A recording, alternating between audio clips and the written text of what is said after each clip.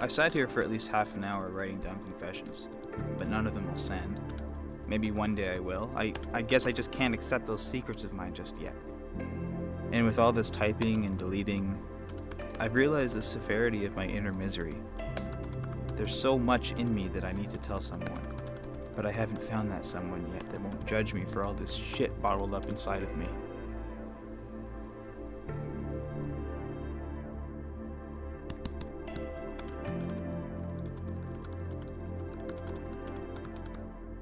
Since the site started, we've had more than 1 million people visit the website, and actually more than 25,000 have actually posted their regret anonymously. I think originally what people are looking for by posting on a website like secretregrets.com is, number one, they have to get something off their chest, and they don't feel comfortable telling someone that they know out of fear of jeopardizing a relationship or being judged. And I really think that it's that complete ability to be anonymous that they feel comfortable in going online. It became popular because people really have a lot that they want to get off their chest. I think it's human nature that we've all made a lot of decisions in our life, things that we wish we had a second chance to do over.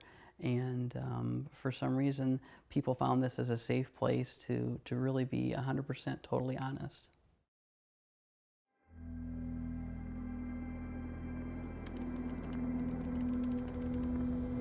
If I died, there's only one person I'd want at my funeral. You. You can bring your girlfriend if you want. I don't care anymore. Probably what interests me most is the fact that sometimes you can go on there and you can find sometimes secrets that you can relate to. There's some of the dark ones that you don't even want to mess with, but there's the other ones where you can actually really click and you can be like, oh wow, you know, I'm not alone in that situation. I actually find it really distressing when you go on something like 6 Billion Secrets and there's an alarming amount of people who post stories about their depression, self-harm, being raped or sexually abused. I think you get more of the stories about all of these negative things because there's a great social stigma around admitting to these things in society, whereas if you admit them online, it's completely anonymous. I got a call from the hospital today after a routine blood test. Turns out I've got a massively elevated white blood count and some cells in the lining of my liver and my bloodstream. I need to have more blood tests and a biopsy to find out what's wrong. I don't want to spoil Christmas for my family and friends, so I'm not telling anyone about it until I know for sure what's wrong. I'm so scared. I think mostly people post on these websites just because it gives you a sense of catharsis. You can just completely purge yourself from the situation. Nobody knows who you are, and so they can't view you poorly or look down on you. One of the secrets that I posted to Secret Zen, was that I wasn't sad that my grandfather died. Not at all. I was actually kind of happy that he was gone. I think almost every person can attest to the fact that no matter how non-judgmental the people are in their lives, they're going to look at you differently once you say that you're depressed or you have alcoholism or that you're a cutter. And if you've got something really dark that you don't even want to admit to yourself out loud, then, you know, you can get it out there without being judged at all. You get to see a side of society that is not publicly shown.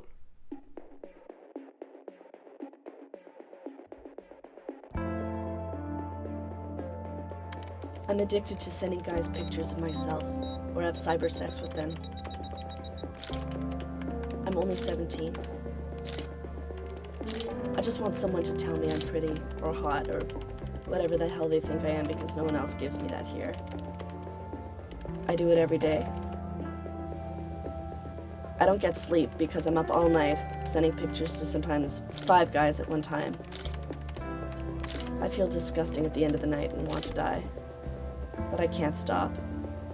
And I can't tell anyone.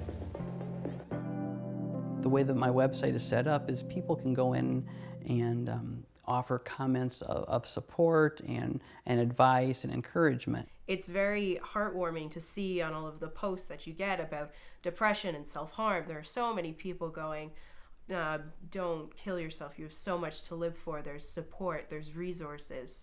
One of the interesting things that I found is that a lot of teenagers and high school students and college-age students will go on and post their regrets.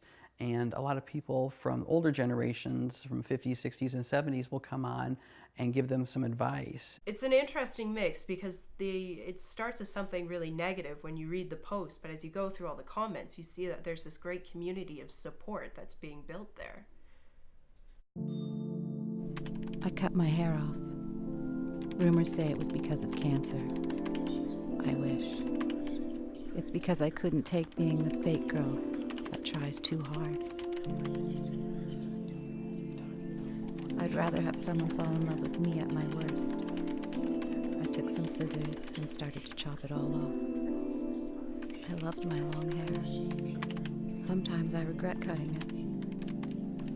But it was between my hair or my wrist.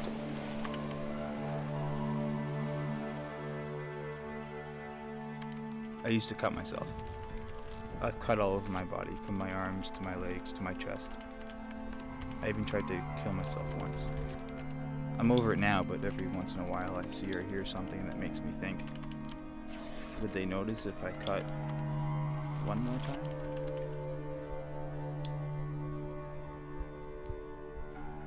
I don't think Secret Regrets is a substitute for therapy or for counseling or for professional help. What I think it is it's an amazing resource for people that have real stories and real experiences to share those with other people who are going through the same thing. I think people are going to these sites because they are missing a venue in their real life to say these things to, whether it's just a parent, a teacher, or somebody who can actually help them and support them through this. I mean, I'm not a psychologist, I'm not a minister, I'm not a counselor. I'm just a guy that kind of created a website, and I'm connecting people to solutions that have been just amazing. I've contemplated suicide a lot within the last month because I've been so depressed. I feel like this page is the only place I can vent without feeling like I'm seeking attention, because I'm not. I haven't told anyone how I feel because I'm afraid it will affect my enlistment in the military. I dread the feeling of being alone, and that's how I feel. I've been for a very long time. I'm glad this page is here because I didn't know how else to turn to.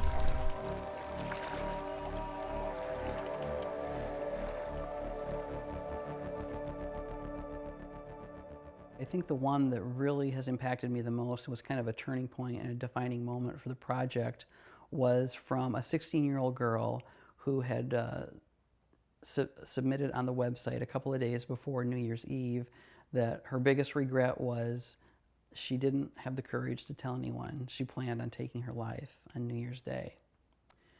As soon as that regret got posted on the website, an amazing outpouring of support came in from the community online saying, hey, I don't even know who you are, but I know you're struggling with something, and your life might seem really messed up right now, but take it from me, ending your life is not the way to do it. You need to talk to someone, and you need to find some help.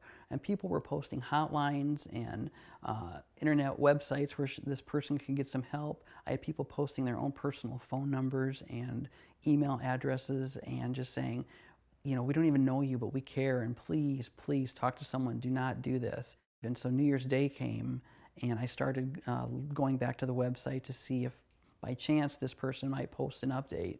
And nothing came in the morning or in the early afternoon. And then finally, a post came in, and it was from the original person who wrote the regret. And I'll never forget the first 2 words that she said in her post. It started off with, "I'm here." And she went on to talk about how the comments that were left for her on the website were life-changing for her, and she had never experienced that kind of support and felt that kind of hope. And she actually said that it was because of the secretregrets.com project, it gave her the strength to talk to her best friend about her intentions of ending her life.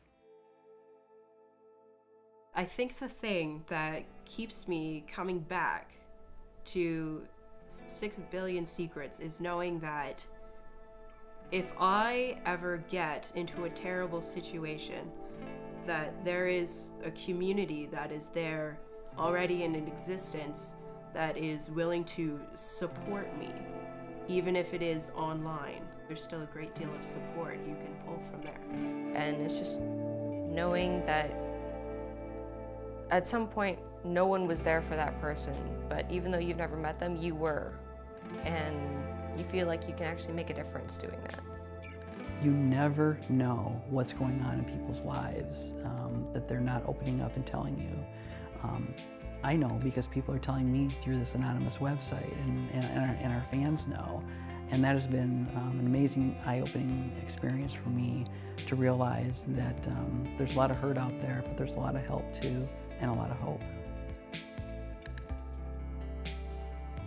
You are beautiful. To everyone out there who is feeling down or insecure or ugly, please believe me when I say that you are beautiful. You are not worthless. You are amazing. You are just individual. You are 1 in a million. Always remember that things will get better.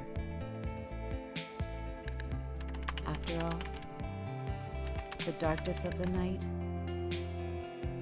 is always broken by the sunrise.